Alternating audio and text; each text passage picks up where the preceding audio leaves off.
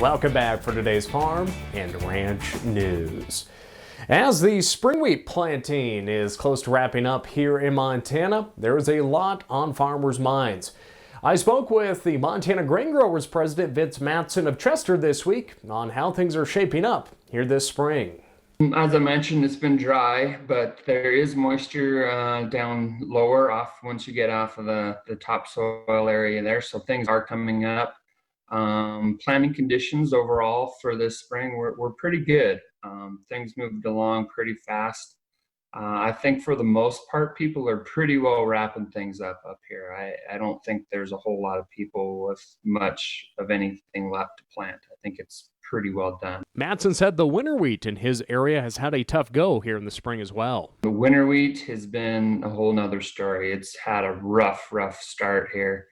I think it got going pretty decent in April, and then these cold temperatures and then dry conditions. And then it's just been awful windy up here.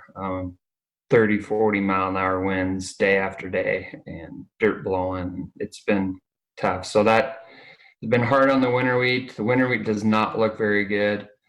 In fact, we just sprayed some out and replanted a little over 1,000 acres here. Just got done Monday afternoon. This week's rain helps, he said, but is still cautious about the weeks ahead.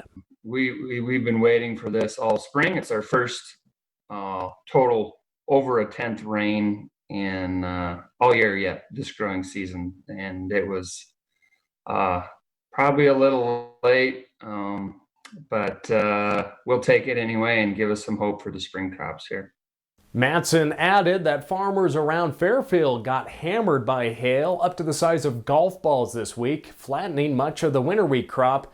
Now he says there's still a chance for that crop to rebound, but it's too soon to say. We'll be right back. Coming back today, earlier this week we shared the news of the details of USDA's $16 billion COVID-19 relief funding for farmers and ranchers. Now, cattle producers will be the largest recipient of aid at roughly $5 billion. The payments are broken down differently, and it will depend on cattle that were sold from January 15th through April 15th. Fed cattle for slaughter will receive $214 per head, slaughter cows and bulls $92 a head, while feeder cattle under 600 pounds qualify for $102 a head, feeders over 600 pounds $139 a head. All other cattle classified will be $102 a head. Now for unpriced cattle in inventory, so out in the field, from April 16th to May 14th, will receive a flat rate from the Commodity Credit Corporation of $33 a head. Hard red spring wheat can receive up to 38 cents per bushel, durum wheat 39 cents per bushel, and malting barley up to 71 cents per bushel. But there may be some restrictions on that malting barley if it was already under contract.